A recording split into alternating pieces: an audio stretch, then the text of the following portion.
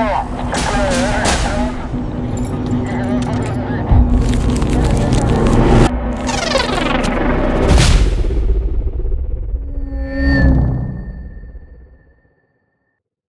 Friends, 1971 November 24లో అమెరికాలో Portland ఎయిర్పోర్ట్లో ఒక north west orient airlines flight సిద్ధంగా ఉంది. గమ్యం సియాటిల్. ఇది కేవలం అరగంట ప్రయాణం మాత్రమే. కానీ ఆ రోజు ఆ ఫ్లైట్ ఒక చరిత్రలో అతిపెద్ద రహస్యంగా మారింది. విమానంలో కేవలం 36 మంది ప్యాసింజర్స్ ఇంకా 6 మంది స్టాఫ్స్ మాత్రమే ఉన్నారు.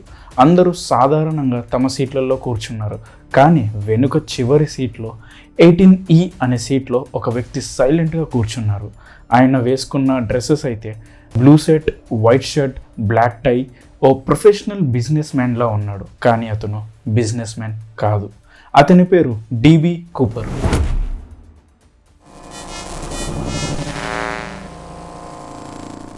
ఫ్లైట్ టేకాఫ్ అయిన కొద్ది నిమిషాల్లోనే కూపర్ ఒక ఎయిర్ హోస్టెస్ దగ్గరికి వెళ్ళారు. ఆ అమ్మాయి ఒక 23 ఇయర్స్ ఫ్లోరెన్స్ కాఫ్నర్. ఆమెకు కూపర్ చిరునవ్వుతో ఒక చిన్న నోట్ ఇచ్చాడు. ఈ వ్యక్తి ఫ్లర్ట్ చేస్తున్నాడేమో అని అనుకుంది.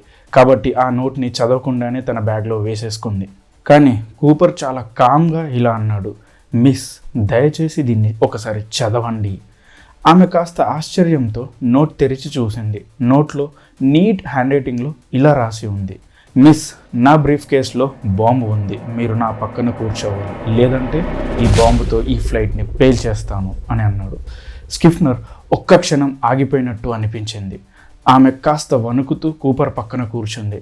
ఇంకా నమ్మకం రాలేదు తనకు. సో నిజంగా బాంబు ఉందా లేదా అని కూపరే తన సూట్ కేస్ని తెరిచి చూపించాడు. అందులో నిజంగానే బాంబు ఉంది. ఇప్పుడు ఆమెకి అర్థమైంది, వీఆర్ హైజాక్డ్ అని. కూపర్ చాలా కూల్గా మాట్లాడుతున్నాడు. నాకు 2 lakhs అమెరికన్ డాలర్స్ కావాలి, మొత్తం క్యాష్లో, ఒక బ్యాగ్లో ఇంకా 4 పారాషూట్స్ కూడా కావాలి అని అన్నాడు. అంతేకాకుండా ల్యాండింగ్ అయ్యే సమయానికి ఫ్యూయల్ ట్రక్స్ సిద్ధంగా ఉండాలని చెప్పాడు. ఏదైనా ట్రిక్స్ కానీ ఏదైనా మోసం చేయాలని చూస్తే విమానాన్ని ఈ బాంబుతో పేల్చేస్తానని హెచ్చరించాడు. స్కాఫ్నర్ ఏమీ అనకుండా కాక్పిట్కి వెళ్ళి నోట్ను పైలట్లకు చూపించింది. మరో ఎయిర్ హోస్టెస్ టీనా మ్యాక్లో కూడా ఈ విషయం తెలుసుకుంది. ఇప్పటి నుండి పైలట్స్, టీనా, కూపర్ ఈ ముగ్గురే ఈ రహస్య డ్రామాలో పాత్రలు. పైలట్స్ వెంటనే సమాచారాన్ని ఎయిర్ ట్రాఫిక్ కంట్రోల్కి పంపారు. ఆ వార్త కాసేపట్లో నార్త్ వెస్ట్ ఎయిర్లైన్స్ అధ్యక్షుడు డొనాల్డ్ నైరప్ దగ్గరికి చేరింది. ఆయన ఒక్కసారిగా ఇలా డెసిషన్ తీసుకున్నాడు, కూపర్ డిమాండ్స్ ఏవేవైతే ఉన్నాయో అవన్నిటినీ యాక్సెప్ట్ చేయండి అని. ఎందుకంటే హైజాక్ వార్త బయటకు వస్తే కంపెనీ రెప్యుటేషన్ ఇంకా వల్ల స్టాక్ మార్కెట్స్ ఇవన్నీ తగ్గిపోతాయి. కాబట్టి వెంటనే ఎఫ్బిఐని కాంటాక్ట్ అయ్యి డబ్బు రెడీ చేయమని సియాటిల్ బ్యాంక్కి ఆదేశించారు. అదే టైంలో డబ్బు సిద్ధం అయ్యే వరకు పైలట్స్కి ఒక ఆదేశం వచ్చింది, విమానాన్ని ల్యాండ్ చేయకండి, గాల్లోనే అలానే తిప్పండి అని.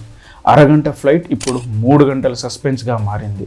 ప్రయాణికులు ఏమీ అనుమానం లేకుండా హాయిగా కూర్చున్నారు. కానీ పైలట్స్ ఏమో ప్యాసింజర్స్కి ఇలా చెప్పారు, చిన్న టెక్నికల్ ఇష్యూస్ వల్ల విమానం ఆలస్యం అవుతుంది. అంతే, ఎవ్వరు కంగారు పడకుండా చాలా కూల్గా ఉన్నారు. సాయంత్రం 5:46 PM విమానం చివరికి సియాటిల్ ఎయిర్పోర్ట్లో ల్యాండ్ అయ్యింది. కూపర్ చెప్పినట్టుగానే మెయిన్ టెర్మినల్కి దూరంగా పార్క్ చేశారు. ఒక ఎయిర్లైన్ రిప్రజెంటేటివ్ డబ్బు బ్యాగ్తో ఇంకా 4 పారాషూట్స్ తీసుకొని వచ్చాడు. కూపర్ ఏమో చాలా కూల్గా నవ్వుతూ వాళ్ళకి థ్యాంక్స్ చెప్పాడు. డబ్బు, పారాషూట్స్ ఇవన్నీ తీసుకొని అతను అందరు ప్యాసింజర్స్ని ఇంకా స్టాఫ్ని దిగమని చెప్పాడు. కానీ టీనా మాత్రం ఉండాలని చెప్పాడు. ఇప్పుడు విమానంలో పైలట్స్, టీనా, కూపర్ మాత్రమే ఉన్నారు. ఫ్లైట్కి ఫ్యూయల్ నింపి మళ్ళీ టేకాఫ్ చేశారు. కూపర్ ఇప్పుడు తన ప్లాన్ బి స్టార్ట్ చేయబోతున్నాడు. ఇక్కడి నుంచి అసలు కథ ఇంకా అసలు ట్విస్ట్ ప్రారంభమవుతుంది.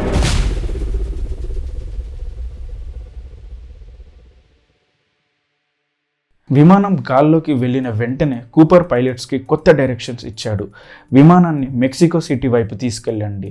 ఎత్తు 10,000 feet కంటే ఎక్కువ ఉండకూడదు, ఇంకా ఫాస్ట్గా కూడా ఉండకూడదు. పైలట్ షాక్లో ఈ సెట్టింగ్స్తో మెక్సికో చేరడం అసాధ్యం అన్నారు. కూపర్ ఏమో కూల్గా, నేను చెప్పినట్టే చేయండి లేదా ఫ్లైట్ని మొత్తం కూల్చేస్తాను అని చెప్పాడు. కొద్దిసేపటికి కూపర్ టీనా మక్లోతో ఇలా అన్నాడు, టీనా మీరు కాక్పిట్కి వెళ్ళి తలుపు లాక్ చేయండి. ఇప్పుడు కూపర్ మాత్రమే ఫ్లైట్ చివర్లో ఉన్నాడు. అతను పారాషూట్స్ తీసుకొని సిద్ధమయ్యాడు. కొన్ని నిమిషాల తర్వాత కాక్పిట్లో ఒక వార్నింగ్ లైట్ వెలిగింది. వెనుక స్టేర్ డోర్స్ తెరుచుకున్నాయి. బోయింగ్ 727 ఫ్లైట్స్ స్పెషాలిటీ, వెనుక స్టేర్ డోర్స్ ద్వారా దూకవచ్చు. ఇప్పుడు కూపర్ పారాషూట్స్ వేసుకొని బ్యాక్ డబ్బుతో చీకటిలో దూకాడు. ఆ రాత్రి 8:13 కాక్పిట్లో ఉన్న పైలట్స్కి అర్థమైంది కూపర్ స్టేర్ డోర్స్ ఓపెన్ చేసుకొని దూకేశాడని. పైలట్స్ వెంటనే ఫ్లైట్ని బ్యాలెన్స్ చేసుకున్నారు, కానీ ఎవ్వరూ అతన్ని చూడలేదు. ఎందుకంటే కాక్పిట్ డోర్ లాక్ చేసి ఉంది, విండోస్ కూడా లేవు కాక్పిట్కి. అందుకే ఎవ్వరికీ తెలియలేదు కూపర్ ఎటు దూకాడు, ఎక్కడ ల్యాండ్ అయ్యాడు అనేది. కొద్ది గంటల తర్వాత విమానం రెనో నెవాడా అనే ప్రాంతంలో ల్యాండ్ అయ్యింది. FBI పోలీస్ అక్కడికి వచ్చేశారు. వెంటనే ప్లేన్ సెర్చ్ కూడా ప్రారంభమైంది. కానీ కూపర్ ఎక్కడా కనిపించలేదు. వాళ్ళకి దొరికినవి ఒక టై, ఆ టైకి ఉన్న ఒక క్లిప్, ఇంకా పారాషూట్ ఫ్యాబ్రిక్. ఇవి అతను డబ్బు కవర్ చేయడానికి వాడినవేమో అని అనుకున్నారు. అలాగే కొన్ని సిగరెట్ బట్స్ కూడా దొరికాయి. అప్పట్లో విమానాల్లో స్మోకింగ్ అనేది ఎలా ఉండేది.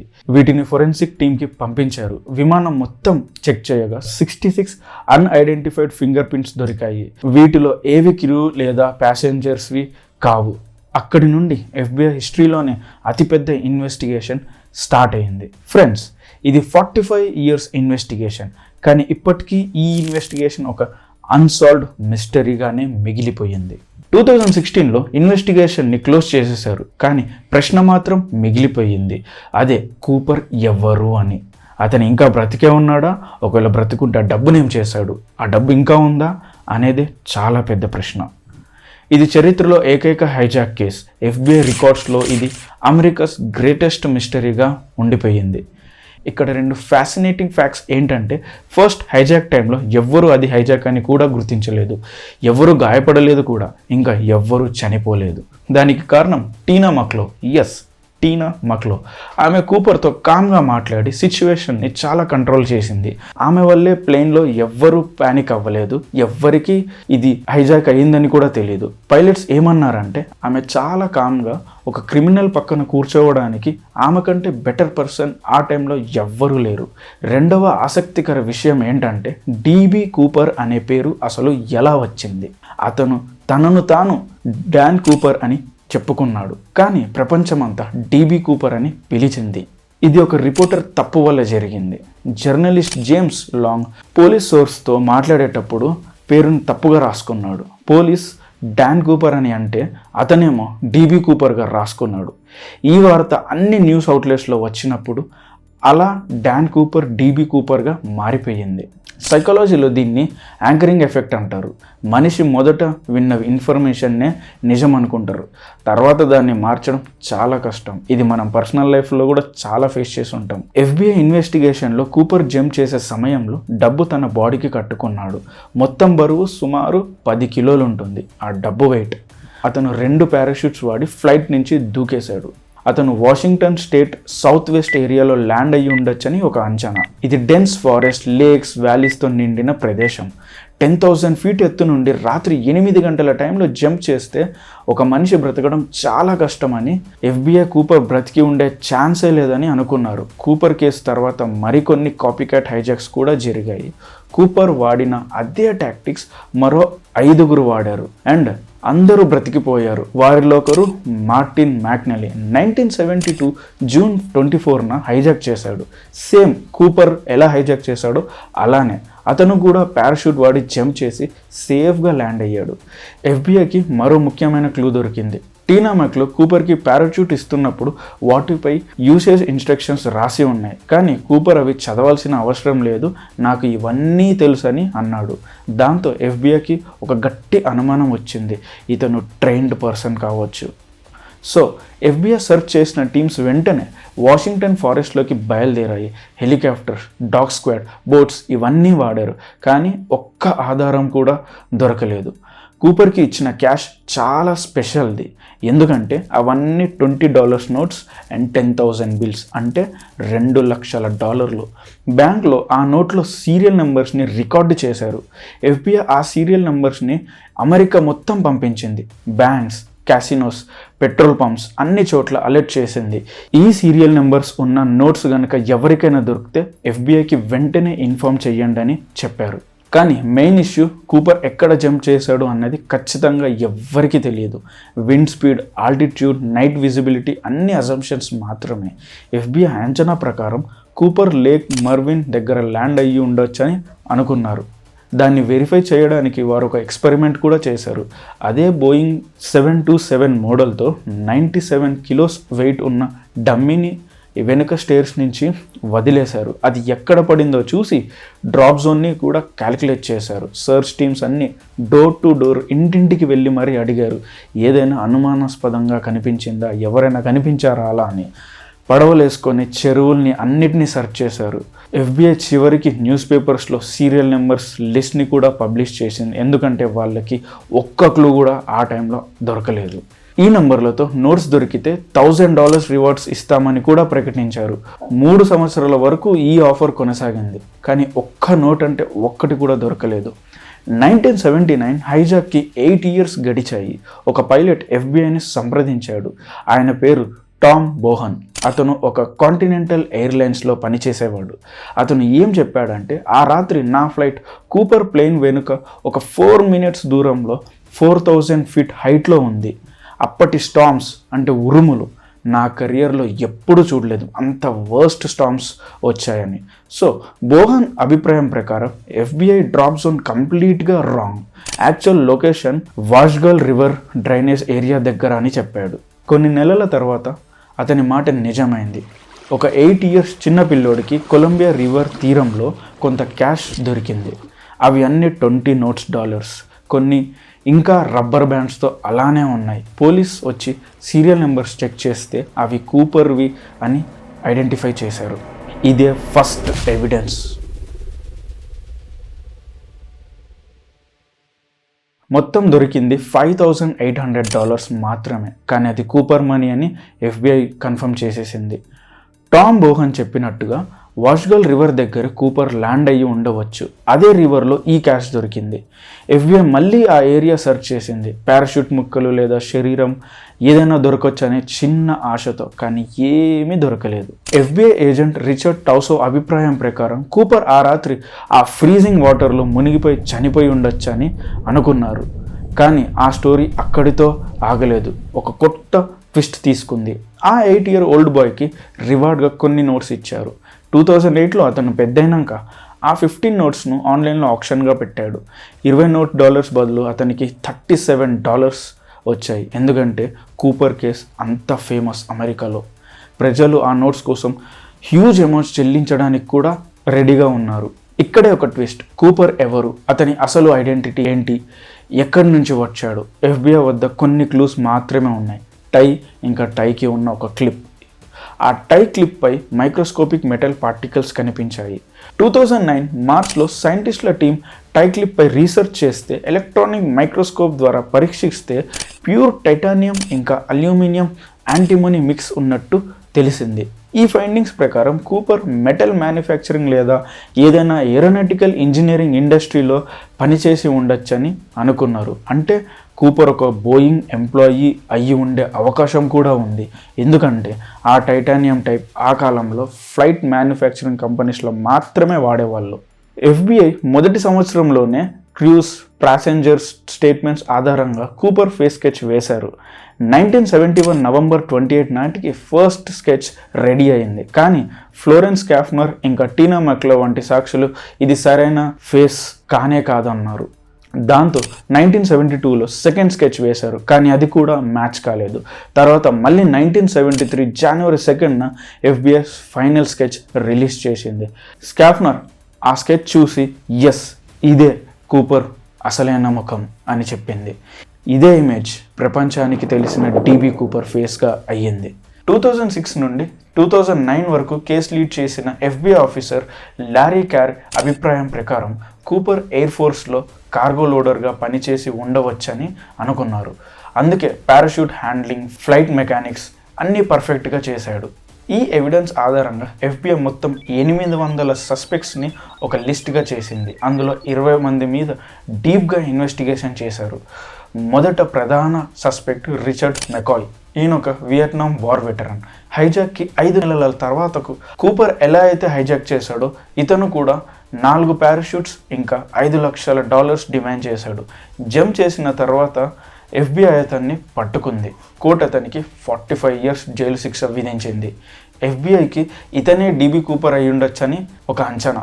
DB Cooper the real McCoy అనే పుస్తకం కూడా వచ్చింది. ఫార్మర్ FBI ఏజెంట్ రసల్ కలామే రాసిన పుస్తకం అది. మెకాయ్ ఫ్యామిలీకి కూపర్ టై క్లిప్ చూపిస్తే ఇవి మెకాయ్వే అని చెప్పారు. కానీ మీరు DB కూపరా అని అడిగితే మెకాయ్ ఏమీ చెప్పట్లేదు. జైలులో 2 సంవత్సరాలు గడిపిన తర్వాత మెకాయ్ జైల్ బ్రేక్ ప్రయత్నం చేశాడు. పోలీస్ ఎన్కౌంటర్లో అతను చనిపోయాడు. ఇది విన్న చాలామంది ఏమనుకున్నారంటే మిస్టరీ సాల్వ్ అయ్యిందని. కానీ కాదు, కథ ఇంకా ముగియలేదు. FBI ఇప్పుడు మెకాయ్ని ఒఫీషియల్గా DB కూపర్గా కన్సిడర్ చేయలేదు. దీనికి 2 మెయిన్ రీజన్స్ ఉన్నాయి. స్కెచ్లోని కూపర్ ఫేస్ మెకాయ్తో అస్సలు మ్యాచ్ కాలేదు. హైజాక్ రాత్రి మెకాయ్ లాస్ వెగాస్లో ఉన్నాడు. Second main suspect Robert Rackstraw. ఈయన కూడా ఒక Vietnam veteran. Fraud, thefts, explosive ఛార్జెస్తో చాలాసార్లు అరెస్ట్ అయ్యాడు. బట్ ప్రతిసారి రిలీజ్ అయ్యాడు. 2016లో producer Thomas Colbert the last master outlaw అనే పుస్తకం రాశాడు. రాక్స్ట్రానే నిజమైన DB కూపర్ అని చెప్పాడు. అతను హిస్టరీ ఛానల్స్లో DB కూపర్ కేస్ క్లోజ్డ్ అనే డాక్యుమెంటరీ కూడా తీశాడు. 40 మంది టీమ్ ఫార్మర్ FBI ఏజెంట్స్ కూడా ఇందులో ఉన్నారు. అందరూ రాక్స్ట్రానే కూపర్ అని నమ్మారు. 1970లలో FBI ఇన్వెస్టిగేషన్ స్టార్ట్ చేసినప్పుడు రాక్స్ట్రా కూడా ప్రైమ్ సస్పెక్ట్స్లో ఉన్నాడు. ఇప్పుడు అతను మీడియాలో సరదాగా ఇలా అన్నాడు, మేబీ ఆమె కూపర్. తర్వాత డినై చేశాడు. కానీ అతని ఫేస్ స్కెచ్లో మ్యాచ్ అయింది. కానీ FBI 1979లో పక్కా ఎవిడెన్స్ దొరకలేదని అతన్ని సస్పెక్ట్ లిస్ట్ నుంచి తీసేశారు. థామస్ కాల్బర్ట్ మాత్రం ఏమన్నాడంటే FBI ఇన్వెస్టిగేషన్ కంటిన్యూ చేసి ఉంటే నిజం బయటపడేదని. సర్ప్రైజింగ్లీ కాల్బర్ట్ 2016 జూలై 11న బుక్ రిలీజ్ చేశాడు. ఆ next day FBI case close చేసేసింది. 2016లో రాక్స్ట్రా వయసు 73 years. ఈ కాంట్రవర్సీ వల్ల అతను జాబ్ కూడా కోల్పోయాడు. 2019లో అతనికి న్యాచురల్ డెత్ అయింది. ఇప్పుడు మళ్ళీ ఫస్ట్ DB కూపర్ మిస్టరీ ఇంకా అన్సాల్వ్డే. ఎవ్వరూ ఇప్పటి వరకు చెప్పలేకపోయారు అసలు కూపర్ ఎవరు, ఎక్కడి నుంచి వచ్చాడు, ఎక్కడికి వెళ్ళిపోయాడు. ఆ నైట్ అతను ఫ్లైట్ నుండి జంప్ చేసినప్పుడు బ్రతికే ఉన్నాడా లేదా అనేది ఇప్పటికీ మిస్టరీయే. ఈ కేసు FBI చరిత్రలో అతిపెద్ద అన్సాల్వ్డ్ మిస్టరీగా మిగిలిపోయింది. అతని తర్వాత జరిగిన ప్రతి హైజాక్లో జంప్ చేసిన వారందరూ పట్టుబడ్డారు. కానీ కూపర్ మాత్రం ఎప్పటికీ దొరకలేదు. ఆ రోజు నుండి ఇప్పటి వరకు ఈ సంఘటన అమెరికా చరిత్రలోనే అత్యంత మిస్టరీ కేసుగా మిగిలిపోయింది.